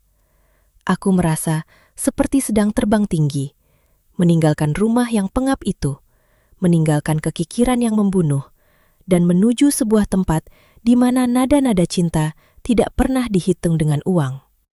Aku memejamkan mata, membiarkan kegelapan membawaku pergi sejenak, berharap saat aku bangun nanti, dunia ini sudah dipenuhi oleh harmoni yang nyata. Cahaya putih yang lembut menyapa kelopak mataku. Bukan lagi lampu neon yang berkedip suram, melainkan sinar matahari pagi yang menembus jendela rumah sakit yang bersih. Suara mesin di samping tempat tidurku berbunyi pelan, sebuah ritme yang stabil dan menenangkan. Tidak lagi terasa seperti ancaman. Aku mencoba menggerakkan jemariku, merasakan tekstur sprei katun yang halus di bawah telapak tanganku. Tubuhku terasa sangat ringan, seolah beban berat yang selama ini menghimpit dadaku telah diangkat oleh tangan-tangan malaikat. Rasa sakit di perutku masih ada, sisa dari luka fisik yang nyaris merenggut nyawaku. Namun, rasa perih di jiwaku perlahan mulai memudar, berganti dengan ketenangan yang luar biasa. "Hana, kamu sudah bangun?" Suara lembut Maya memecah keheningan. Aku menoleh perlahan dan melihat sahabatku duduk di samping ranjang. Wajahnya tampak lelah. Lingkaran hitam di bawah matanya menunjukkan bahwa dia tidak tidur selama berjam-jam. Namun, ada binar kemenangan di sana. Dia menggenggam tanganku erat, sebuah sentuhan hangat yang tidak mengandung perhitungan untung rugi. Aku hanya bisa mengangguk lemah. Air mata syukur mengalir di sudut mataku. Aku masih hidup. Aku benar-benar masih hidup. Bayimu sehat, Hana? Lanjut Maya, seolah bisa membaca pikiranku. Dia ada di ruang perawatan bayi, sedang tidur dengan sangat tenang. Polisi sudah menyerahkan hak asuh sementara kepadaku sampai kamu benar-benar pulih. Jangan khawatirkan apapun lagi. Semuanya sudah aman sekarang. Dunia yang penuh dengan angka-angka dingin itu sudah runtuh di belakangmu. Aku memejamkan mata, membiarkan kata-kata Maya meresap ke dalam sanubariku. Selama bertahun-tahun, aku hidup dalam bayang-bayang kalkulator Bram. Merasa seperti selembar kertas yang bisa dibuang kapan saja jika tidak lagi memberikan keuntungan. Sekarang, di ruangan yang sunyi ini, aku menyadari bahwa nilai sebuah nyawa tidak bisa diukur dengan saldo bank atau aset properti. Nyawaku berharga karena aku adalah manusia, bukan karena aku adalah liabilitas atau aset. Aku merasakan sebuah simfoni baru mulai tercipta di dalam benakku. Sebuah melodi yang belum pernah aku mainkan sebelumnya. Melodi tentang keberanian untuk berdiri kembali dari puing-puing kehancuran. Maya kemudian menceritakan apa yang terjadi selama aku tidak sadarkan diri. Bram dan Ibu Ratih sedang mendekam di sel tahanan, menunggu proses hukum atas dakwaan bapak pengabaian medis, bapak kekerasan dalam rumah tangga, dan penipuan aset berskala besar. Bukti-bukti yang kukirimkan lewat email ternyata menjadi senjata yang sangat mematikan. Tim hukum Maya bekerja dengan sangat cepat, membekukan semua rekening Bram sebelum dia sempat mengalihkan sisa hartanya ke luar negeri. Dan yang paling mengejutkan, Siska, wanita yang dia puja sebagai aset yang menguntungkan, ternyata telah melarikan diri keluar kota setelah menguras sebagian besar dana di rekening bersama mereka yang tidak terlacak oleh sistem perbankan resmi. Bram dikhianati oleh sistem angka-angkanya sendiri, jatuh ke dalam lubang yang dia gali untuk menjebakku. Keadilan sedang berjalan, Hana, kata Maya dengan nada tegas. Kita akan mengambil kembali setiap sen yang dia curi darimu, termasuk nilai biola ayahmu yang dia jual secara ilegal. Kamu tidak perlu kembali ke rumah itu lagi. Aku sudah mengatur apartemen kecil untukmu dan bayimu di dekat kantorku. Tempat yang penuh cahaya, tempat di mana kamu bisa menyentuh biolamu lagi tanpa rasa takut. Aku mendengarkan penjelasan Maya dengan perasaan yang sulit digambarkan. Ada rasa puas, tentu saja, melihat pria yang menghancurkan martabatku kini harus mempertanggungjawabkan perbuatannya. Namun, ada juga rasa duka yang mendalam atas waktu yang telah terbuang dalam ketakutan. Aku menyadari bahwa kesembuhan sejati bukan hanya tentang pulihnya luka operasi, tapi tentang membangun kembali rasa percaya pada diri sendiri. Aku harus belajar untuk tidak lagi menghitung hidupku dengan angka, melainkan dengan detik-detik kebahagiaan bersama anakku. Sore itu, perawat membawa bayiku ke dalam kamar. Saat aku mendekapnya dalam pelukanku, aku merasakan sebuah kekuatan baru yang mengalir deras ke seluruh tubuhku. Aku mencium keningnya, menghirup aroma bayi yang suci, aroma yang memberikan harapan bagi masa depan.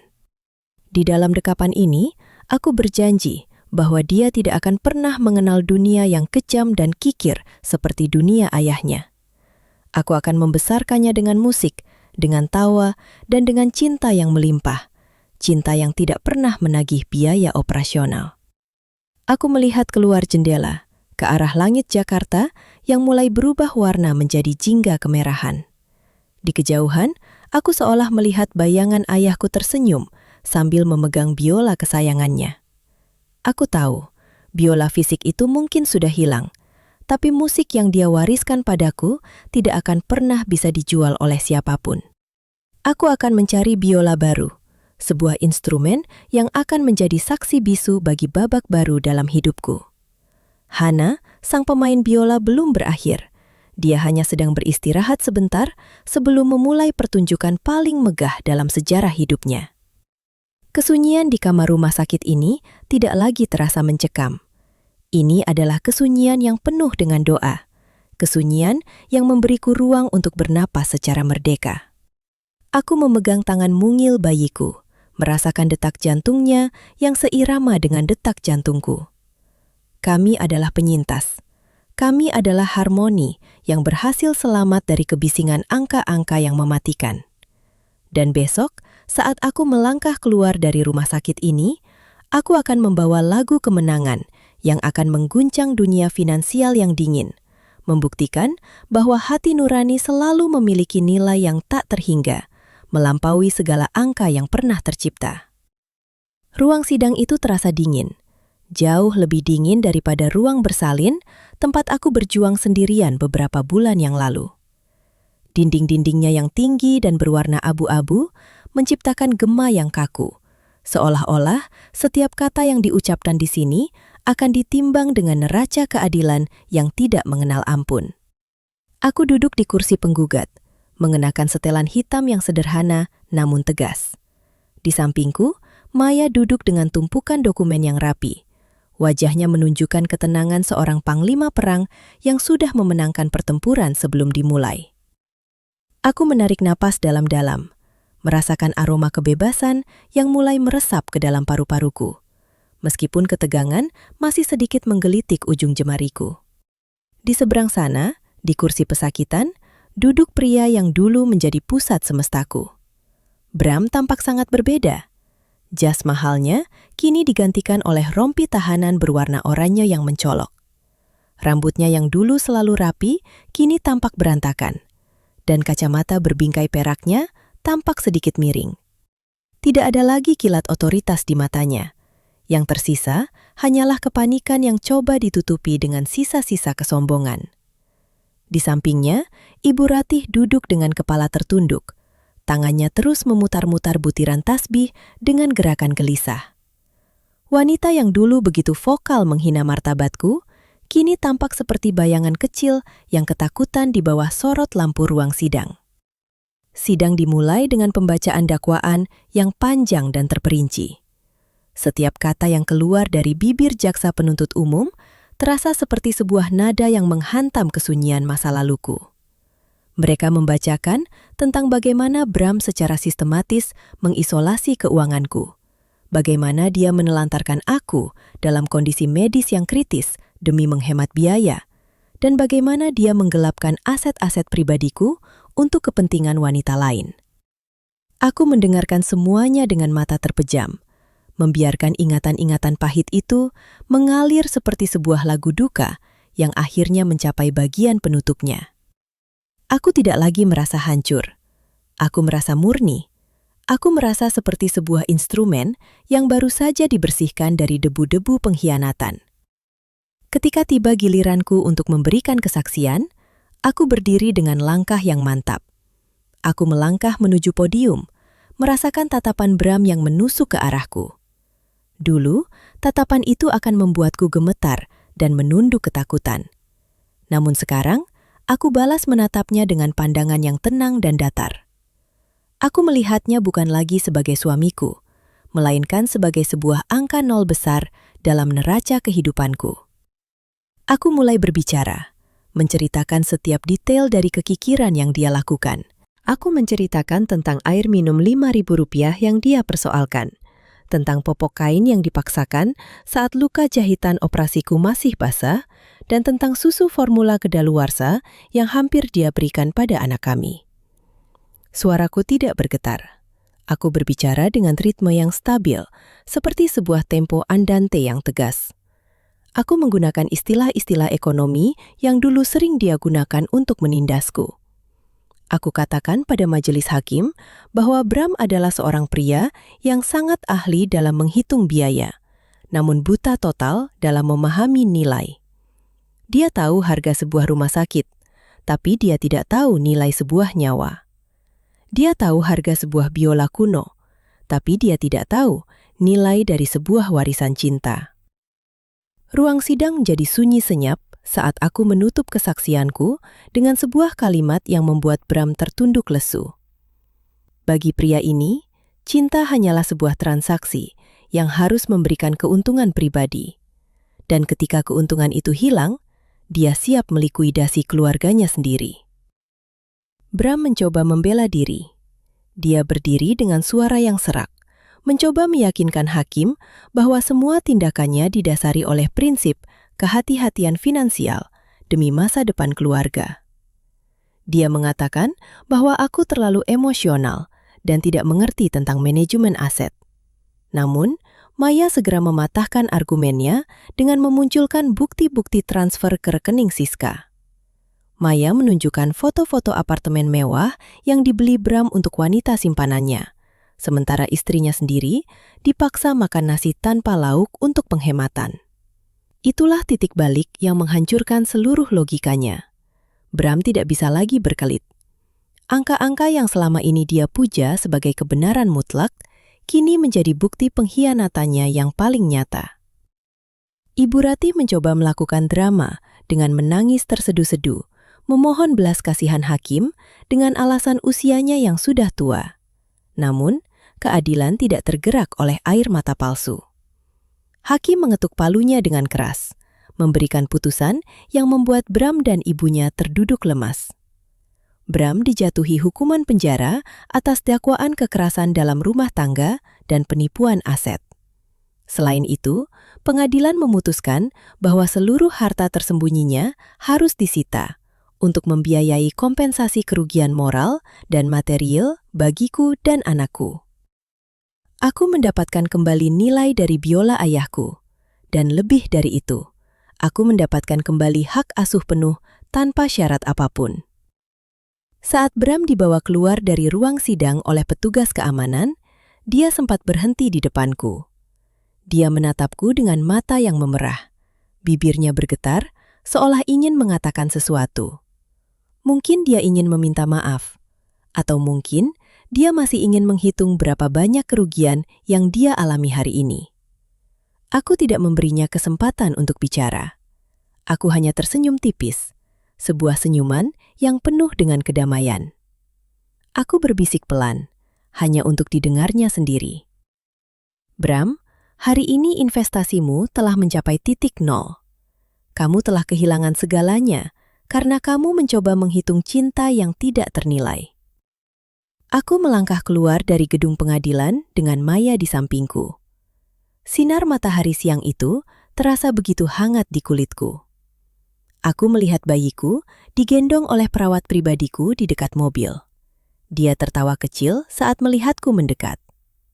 Aku mengambilnya ke dalam dekapanku, mencium pipinya yang harum, dan merasakan sebuah kebahagiaan yang murni tanpa embel-embel biaya operasional. Aku melihat Maya dan kami berpelukan erat. Tanpa Maya, aku mungkin masih menjadi bayangan yang menangis di sudut rumah yang dingin itu. Kita berhasil, Hana, kata Maya sambil mengusap air mata bahagianya. Sekarang, waktunya untuk benar-benar kembali ke panggung. Dunia rindu akan musikmu. Aku mengangguk.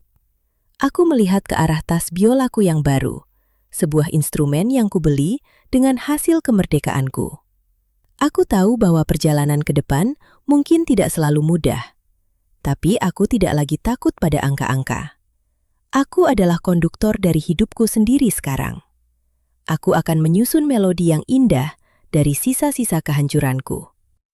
Aku masuk ke dalam mobil, meninggalkan gedung pengadilan itu tanpa menoleh ke belakang. Di dalam hatiku, sebuah simfoni kemenangan telah dimulai. Sebuah lagu tentang seorang wanita yang berhasil menemukan kembali jiwanya setelah hampir mati dalam hitungan untung rugi pria yang salah. Malam itu, di apartemen baruku yang penuh cahaya, aku duduk di dekat jendela yang terbuka lebar. Angin malam bertiup lembut, membawa aroma bunga melati yang segar. Aku mengambil biola baruku, menempelkannya di bahuku, dan menutup mata. Aku menarik busur di atas senar, dan untuk pertama kalinya setelah sekian lama, sebuah nada yang sangat jernih keluar. Itu adalah nada yang tidak terbebani oleh ketakutan. Nada yang tidak dihitung dengan uang. Aku terus bermain, membiarkan musik mengalir memenuhi ruangan, melintasi kegelapan malam, dan menuju ke arah bintang-bintang. Aku bukan lagi properti siapapun. Aku adalah Hana, dan ini adalah musikku. Musik yang tidak akan pernah bisa diukur dengan harga berapapun di dunia ini. Panggung teater besar malam ini tampak berkilau, seperti hamparan bintang yang jatuh ke bumi. Udara di dalam ruangan ini terasa hangat, dipenuhi oleh aroma parfum mewah dan bisikan antusias dari ribuan penonton yang memenuhi kursi-kursi beledu merah. Aku berdiri di balik tirai panggung yang berat, menggenggam biola baruku dengan perasaan yang meluap-luap. Di tanganku, kayu instrumen ini terasa hidup, seolah yang memiliki detak jantung yang berdenyut seirama dengan nadiku. Aku memejamkan mata sejenak, menghirup napas dalam-dalam, merasakan udara kemerdekaan yang memenuhi rongga dadaku. Tidak ada lagi bau obat-obatan yang tajam, tidak ada lagi aroma debu di rumah yang pengap, dan yang terpenting, tidak ada lagi suara kalkulator yang menghitung setiap helai napas yang kulepaskan. Hana, sudah waktunya, bisik seorang staf panggung dengan suara yang ramah. Aku mengangguk pelan, memberikan senyuman kecil yang tulus. Aku melangkah keluar dari balik tirai, menuju pusat panggung di bawah sorot lampu spotlight yang putih menyilaukan.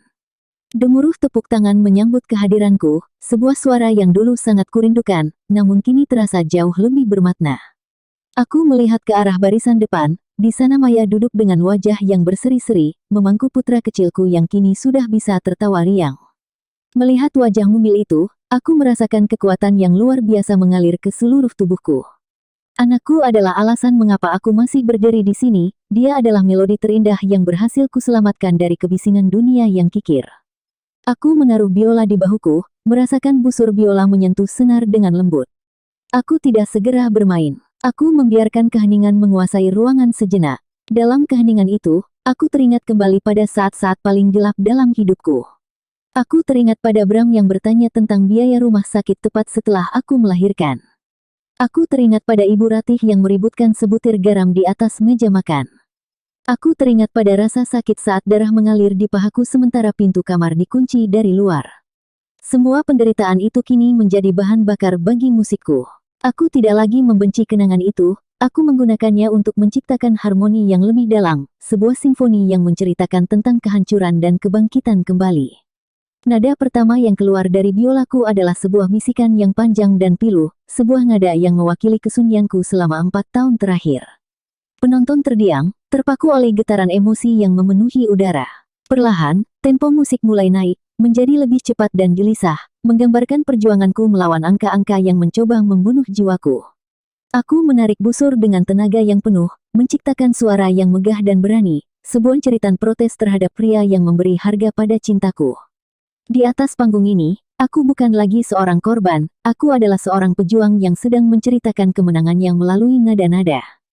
Musikku terus mengalir, berpindah dari kegelapan menuju cahaya.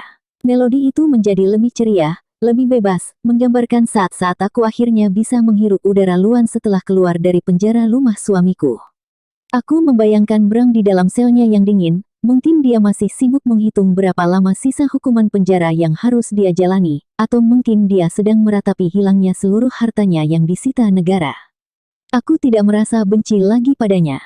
Aku hanya merasa kasihan. Kasihan pada seorang pria yang memiliki banyak uang namun tidak memiliki satu pun nada cinta di dalam hatinya. Dia telah menjadi tawanan dari angka-angkanya sendiri, sementara aku, yang dianggap sebagai beban, kini terbang tinggi bersama angin. Saat pertunjukan mencapai puncaknya, aku memainkan teknik vibrato yang paling kuat, membuat biolaku bernyanyi seolah ia sedang menangis bahagia.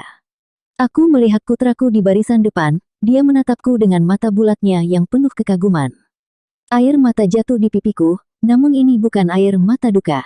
Ini adalah air mata pembersihan. Aku menyadari bahwa harga sebuah nyawa memang tidak ternilai, dan siapapun yang mencoba menghitungnya akan selalu berakhir dengan kerugian besar. Kehidupan bukanlah sebuah laporan keuangan yang harus selalu menunjukkan profit. Kehidupan adalah sebuah pertunjukan musik yang harus dinikmati setiap nadanya, entah itu nada tinggi yang bahagia atau nada rendah yang sedih. Nada terakhir menghilang di udara, meninggalkan dema yang panjang dan syahdu. Aku menurunkan biolaku, menundukkan kepala dalam keheningan yang suci. Seluruh penonton berdiri serentak, memberikan standing ovation yang paling meriah dalam sejarah karirku. Mereka bertepuk tangan bukan hanya untuk teknik permainanku, tapi untuk jiwa yang mereka rasakan di balik setiap nada. Aku melihat Maya berdiri sambil menggendong anakku tinggi-tinggi, seolah ingin menunjukkan pada dunia bahwa kami telah berhasil. Di tengah gemuruh suara itu, aku merasa sangat damai. Aku telah membayar seluruh utang masa laluku dengan keberanian, dan sekarang aku memiliki seluruh masa depan untuk kumanfaatkan dengan penuh harmoni. Setelah konser selesai, aku duduk di ruang ganti yang sunyi, menatap biola baruku yang tergeletak di meja. Pintu terbuka pelan, dan Maya masuk bersama anakku. Dia menyerahkan bayi itu ke pelukanku. Aku mendekapnya erat, mencium aroma rambutnya yang suci. "Hana, tadi itu luar biasa," kata Maya dengan mata yang masih berkaca-kaca. "Kamu benar-benar sudah kembali. Lebih dari sekedar kembali, kamu sudah melampaui dirimu yang dulu." Aku tersenyum, menatap bayiku yang kini mulai mengantuk. "Terima kasih Maya, bukan hanya karena hukum, tapi karena kamu memberiku kesempatan untuk percaya lagi bahwa ada hal-hal di dunia ini yang tidak punya label harga. Cinta, persahabatan, dan musik. Bram benar-benar salah. Kamu tidak bisa menghemat kebahagiaan untuk masa depan. Kamu harus merasakannya sekarang, atau kamu akan kehilangan semuanya." Beberapa hari kemudian, aku membawa anakku pergi ke makam ayahku. Aku membawa buket bunga lili putih dan selembar brosur konser besarku kemarin. Aku duduk di samping nisan yang dingin itu, bercerita tentang semuanya. "Ayah, biola itu memang sudah pergi, tapi musikmu tetap ada di sini," kataku sambil menunjuk dadaku sendiri. "Aku sudah membalaskan sakit hati kita dengan cara yang paling terhormat. Aku tidak menjadi kikir seperti mereka, aku menjadi lebih kaya dalam hal yang mereka tidak mengerti." Aku meletakkan brosur itu di atas makam, membiarkan angin membawanya terbang perlahan. Kini, setiap pagi aku bangun dengan perasaan syukur. Aku tidak lagi harus mengisi buku catatan pengeluaran harian yang menyiksa. Aku hanya harus menyiapkan sarapan untuk anakku, mendengarkan tawanya, dan sesekali berlatih biola di teras apartemenku yang menghadap ke matahari terbit. Aku tahu bahwa di luar sana, Bram mungkin masih menunggu waktu pembebasannya, dan Ibu Ratih mungkin masih meratapi hilangnya kemewahan yang dia banggakan. Tapi mereka bukan lagi urusanku. Aku sudah menutup buku akuntansi yang lama dan memulai sebuah partitur musik yang baru.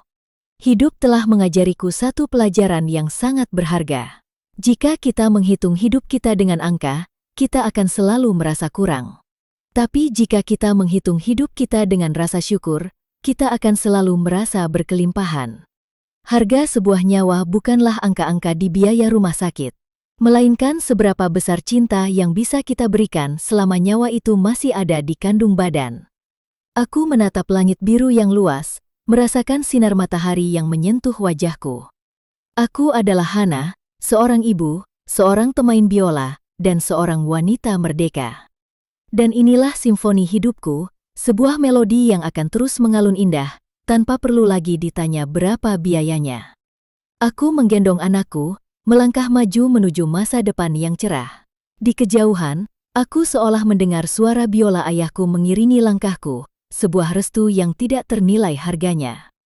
Aku tersenyum, kali ini dengan senyuman yang paling tulus. Karena aku tahu bahwa mulai saat ini, setiap detak jantungku adalah sebuah nada syukur, dan setiap langkahku adalah sebuah harmoni cinta yang takkan pernah bisa dibeli oleh apapun di dunia ini. Selesailah sudah Brahma kekikiran yang menyesakan, dan dimulailah sebuah simfoni kemanusiaan yang abadi. Panggung teater besar malam ini tampak berkilau seperti hamparan bintang yang jatuh ke bumi.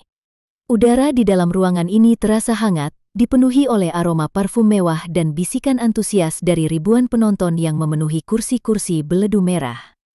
Aku berdiri di balik tirai panggung yang berat, menggenggam biola baruku dengan perasaan yang meluap-luap. Di tanganku, kayu instrumen ini terasa hidup, seolah ia memiliki detak jantung yang berdenyut seirama dengan nadiku. Aku memejamkan mata sejenak, menghirup napas dalam-dalam, merasakan udara kemerdekaan yang memenuhi rongga dadaku. Tidak ada lagi bau obat-obatan yang tajam, tidak ada lagi aroma debu di rumah yang pengap, dan yang terpenting, tidak ada lagi suara kalkulator yang menghitung setiap helai napas yang kulepaskan. "Hana, sudah waktunya," bisik seorang staf panggung dengan suara yang ramah. Aku mengangguk pelan, memberikan senyuman kecil yang tulus. Aku melangkah keluar dari balik tirai, menuju pusat panggung di bawah sorot lampu spotlight yang putih menyilaukan. Gemuruh tepuk tangan menyambut kehadiranku, sebuah suara yang dulu sangat kurindukan, namun kini terasa jauh lebih bermakna. Aku melihat ke arah barisan depan, di sana Maya duduk dengan wajah yang berseri-seri, memangku putra kecilku yang kini sudah bisa tertawa riang. Melihat wajah mungil itu, aku merasakan kekuatan yang luar biasa mengalir ke seluruh tubuhku. Anakku adalah alasan mengapa aku masih berdiri di sini. Dia adalah melodi terindah yang berhasil kuselamatkan dari kebisingan dunia yang kikir. Aku menaruh biola di bahuku, merasakan busur biola menyentuh senar dengan lembut. Aku tidak segera bermain. Aku membiarkan keheningan menguasai ruangan sejenak. Dalam keheningan itu, aku teringat kembali pada saat-saat paling gelap dalam hidupku. Aku teringat pada Bram yang bertanya tentang biaya rumah sakit tepat setelah aku melahirkan. Aku teringat pada Ibu Ratih yang meributkan sebutir garam di atas meja makan. Aku teringat pada rasa sakit saat darah mengalir di pahaku sementara pintu kamar dikunci dari luar. Semua penderitaan itu kini menjadi bahan bakar bagi musikku. Aku tidak lagi membenci kenangan itu. Aku menggunakannya untuk menciptakan harmoni yang lebih dalam. Sebuah simfoni yang menceritakan tentang kehancuran dan kebangkitan kembali. Nada pertama yang keluar dari biolaku adalah sebuah bisikan yang panjang dan pilu. Sebuah nada yang mewakili kesunyianku selama 4 tahun terakhir. Penonton terdiam, terpaku oleh getaran emosi yang memenuhi udara. Perlahan, tempo musik mulai naik, menjadi lebih cepat dan gelisah, menggambarkan perjuanganku melawan angka-angka yang mencoba membunuh jiwaku. Aku menarik busur dengan tenaga yang penuh, menciptakan suara yang megah dan berani. Sebuah jeritan protes terhadap pria yang mencoba memberi harga pada cintaku. Di atas panggung ini, aku bukan lagi seorang korban. Aku adalah seorang pejuang yang sedang menceritakan kemenangannya melalui nada-nada. Musikku terus mengalir, berpindah dari kegelapan menuju cahaya. Melodi itu menjadi lebih ceria, lebih bebas, menggambarkan saat-saat aku akhirnya bisa menghirup udara luar setelah keluar dari penjara rumah suamiku. Aku membayangkan Bram di dalam selnya yang dingin. Mungkin dia masih sibuk menghitung berapa lama sisa hukuman penjara yang harus dia jalani. Atau mungkin dia sedang meratapi hilangnya seluruh hartanya yang disita negara. Aku tidak merasa benci lagi padanya. Aku hanya merasa kasihan.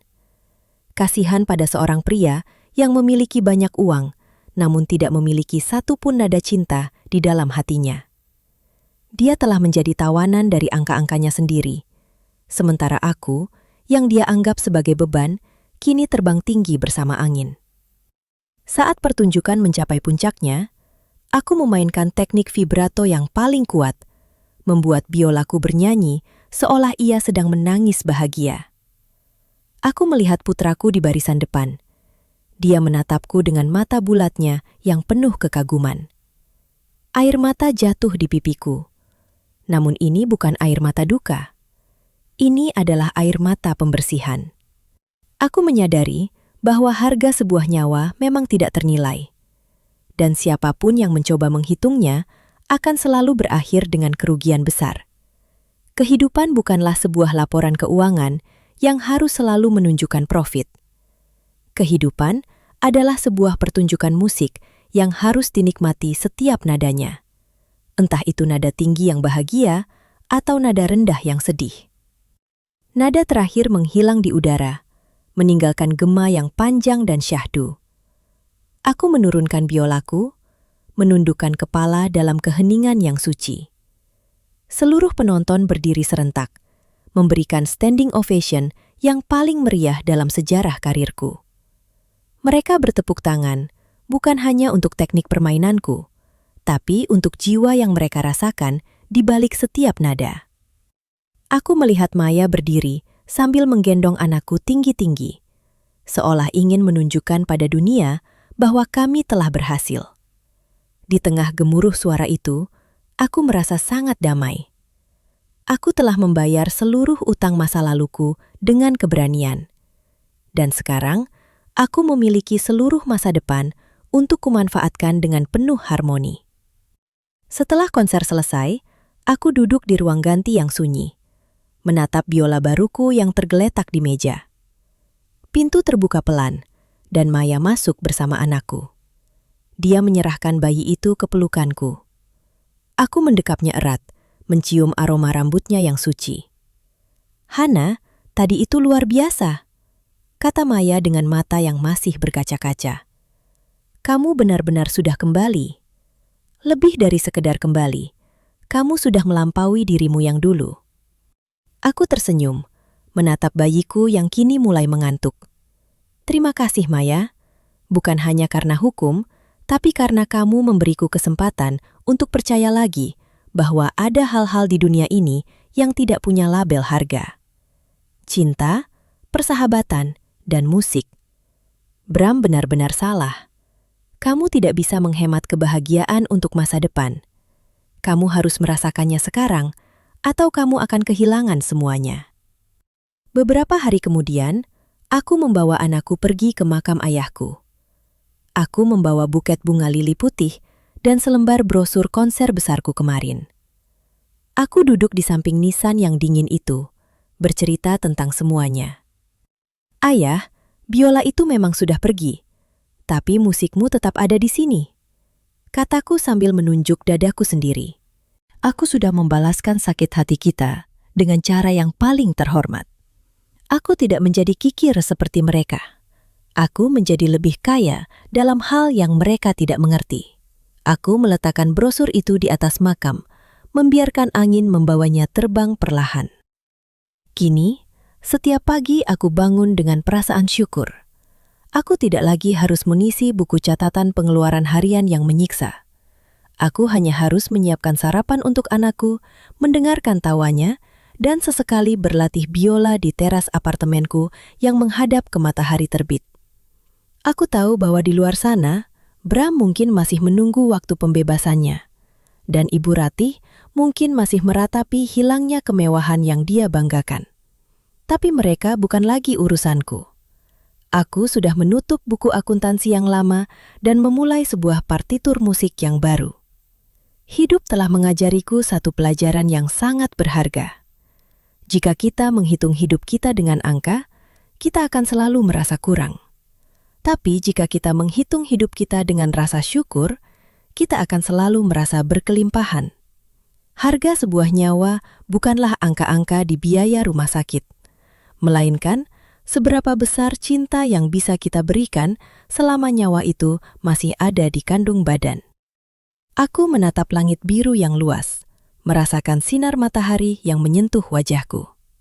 Aku adalah Hana, seorang ibu, seorang pemain biola, dan seorang wanita merdeka. Dan inilah simfoni hidupku, sebuah melodi yang akan terus mengalun indah, tanpa perlu lagi ditanya berapa biayanya. Aku menggendong anakku, melangkah maju menuju masa depan yang cerah. Di kejauhan, aku seolah mendengar suara biola ayahku mengiringi langkahku. Sebuah restu yang tidak ternilai harganya. Aku tersenyum, kali ini dengan senyuman yang paling tulus, karena aku tahu bahwa mulai saat ini, setiap detak jantungku adalah sebuah nada syukur, dan setiap langkahku adalah sebuah harmoni cinta yang takkan pernah bisa dibeli oleh apapun di dunia ini. Selesailah sudah drama kekikiran yang menyesakan, dan dimulailah sebuah simfoni kemanusiaan yang abadi.